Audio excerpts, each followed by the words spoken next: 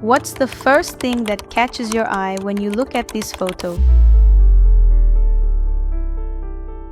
Our eyes are used to gather information from other people, and they do this by activating neural networks that process both who we are and who is in front of us. That's why eye contact holds enormous power. It captures attention, creates a connection, and even helps to uncover the other person's secrets. The secret trick to doing all of this is what I call the gaze framework, which has 4 elements you need to watch out for. Our eyes are so important that studies have even shown that when we look into someone's eyes, our brains begin to align. It's as if a kind of synchrony occurs that makes it easier to understand one another. It's no coincidence that Steve McCurry captured one of the most famous photographs in the world. The young woman's gaze is so piercing that it breaks through the barrier of the image and creates this connection that we feel instantly. Look directly into her eyes, and this is the gaze framework. It's a teaching tool I created with the 4 things you can and should observe whenever possible, of course. The first element is attention.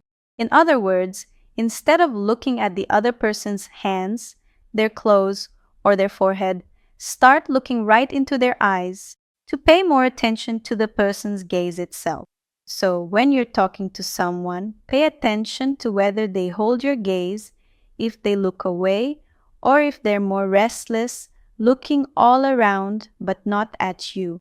Even if it's a little difficult to look someone in the eyes, it's important to do so, because that way you can find signs of comfort, interest, or even an attempt to hide something.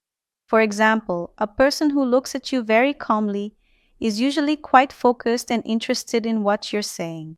And the more comfortable that person is looking at you, the more you can be sure that they're either an extrovert or they like you quite a bit. Now, if someone keeps averting their eyes all the time, it could be a sign of discomfort, nervousness, and things of that nature. You can also pay attention to how often the person blinks. Blinking more than usual can be a sign of anxiety, whereas a more natural blink means the person is calm and trusts you. The second element is direction, and there's no big secret here. Just analyze where the person looks when they start thinking or trying to remember something during your conversation. A good little secret for you to analyze is to know, for example, that when a person looks up, they're probably trying to remember a visual memory, something they experienced, a movie they watched, things like that. And when they look to the sides, they're trying to remember sounds, dialogues, things that are more auditory. So just by observing, you can figure out the origin of what they're trying to tell you. And that's really cool. The third quadrant is focus. And the idea here is to analyze the eye as a whole. For example, when a person narrows their eyes like this, closing them a little bit, usually it's a sign of doubt. We always make a face like this, like, huh? Maybe the person isn't understanding what you're saying when they make that expression, or they're suspicious of what you're saying, or they just forgot their glasses at home. Who knows, right? The fourth element is intimacy, because you can also try to identify emotions through the eyes. It's kind of hard to pay attention to other people's pupils, that darker little ball we have in here, but they can reveal very cool things if you can pay attention to them, depending on where you are. When a person is interested or excited about you, their pupils dilate, they get bigger. And this is very useful information if you have a romantic interest in the person, for example. Now, when the pupils contract, get smaller, it could be that the person is on alert, uncomfortable with the situation, with the conversation you're having, or with the environment. So take note so you don't forget what you have to observe in their gaze to truly know someone. Attention, direction, focus, and intimacy. Of course, you won't always be able to analyze everything about everyone, but from time to time, it's important to pay attention to these details I've mentioned. Just don't forget that you can misinterpret these signs. This is all just a guide, and you have to analyze the overall context, right? You have to analyze everything, not just the eyes. And why do our eyes reveal so much? You might be asking yourself, we try to connect from a very early age. Have you ever spent time around a baby? If you pay close attention, you'll notice how they almost always prefer to look at the eyes, much more than any other part of our face. It's actually quite amusing how deeply and intently they gaze at us, as if they're trying to understand us just by looking into our eyes. Wide-eyed, looking deep into your eyes. Then, at around 4 months of age, babies start to better differentiate between a direct gaze and an averted one, because it's instinctive. Ever since we're little, our gaze is a form of interaction and connection. We don't know how to talk, but we know how to look.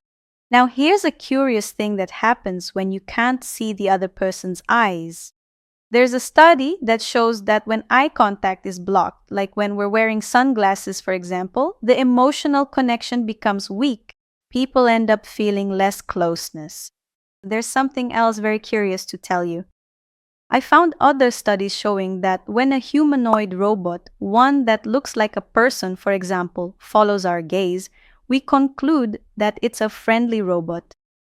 That's because, in essence, we like to exchange glances in our interactions. In other words, the ability to follow someone's gaze is a decisive factor in determining if a real connection happens and if we're going to like each other. But not everyone is comfortable with this exchange of glances. We can't forget about people who don't feel so comfortable with eye contact. Remember, I mentioned that eye contact is part of our evolution as human beings, to protect us, to create bonds. Well, deep down, we all like social contact, visual contact. But some people have more difficulty doing these things, even if they want to. It doesn't mean they don't want to, they just can't. There are many reasons, and one of the most common can be shyness, and also an aspect of neurodivergence. People with autistic traits, for example, may have a pattern of eye contact that's very different from what you're used to, which doesn't mean they don't notice and understand the nuances of the interaction, but rather that they may choose not to maintain eye contact, not to hold their gaze the way you expect them to. And going even deeper, this eye connection can be impaired if the person has, for example, any type of visual impairment. But that also doesn't mean they won't be able to create bonds with you. There are other ways to do it, like by noticing touch, tone of voice, and things like that. It's not as instantaneous a connection as what happens with an exchange of glances, but it does happen. This is just a reminder that there's no single way to interact, and that our diversity is what makes human relationships so incredible and so interesting to get to know and study. Now, I want to put a little bug in your ear. Your gaze pattern is already being used by technology. Did you know that? Well, yes, in fact, there are already scientific studies that can identify people's personality traits just from their eye movement patterns. Many scientists are using artificial intelligence and machine learning to understand what our eyes say about us. You've probably taken a personality test before, one of those questionnaires, haven't you? It often happens in job interviews, for example, all sorts of tests, but we can always lie on those questionnaires. Wouldn't you agree? And since the eyes don't lie, scientists and researchers are already keeping an eye on them. Now imagine this applied to smartphones. The front-facing camera on your phone, capturing the direction of your eyes and their gaze pattern while you're just scrolling through your social media feed. Certainly, these patterns will build such a complete profile of you, and they'll know things about us that we aren't even aware of ourselves. In other words, when it comes to technology, there are good things and things that are not so good. On the one hand, we could have friendlier robots to take care of us, devices that understand our emotions to make our communication easier. But on the other hand, there's also a level of tracking and analysis that, if not very well controlled, will invade our privacy in a way that I can't even imagine. That's why knowing how to read people's eyes isn't just about getting to know others better. I also see it as a way to protect yourself. Because if you understand how this dynamic works, it'll be much harder for someone to manipulate you without you even realizing it. The gaze reveals, it connects, And above all, it helps us live and relate to each other in a way that's much more genuine and pleasing to the eye. Thank you so much for watching.